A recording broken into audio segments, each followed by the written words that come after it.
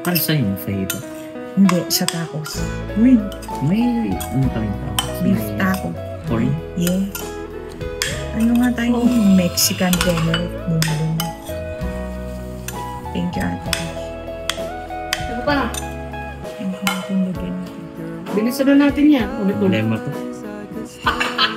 Ano?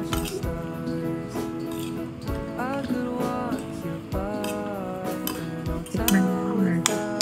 Kulang sa lasa. Mamaya mo na tikman. Magluto ka na. Oh, ilagay mo muna sa ref. Ito naman kasi. Kailangan. Eh, syempre, ikaw nga lang lasa. Hangal ka. Saka naman pala sa...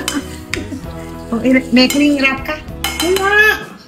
Ba yan? Wala kaming ganyan. Janet, hindi naman kami katulad mo. Fine. Hmm.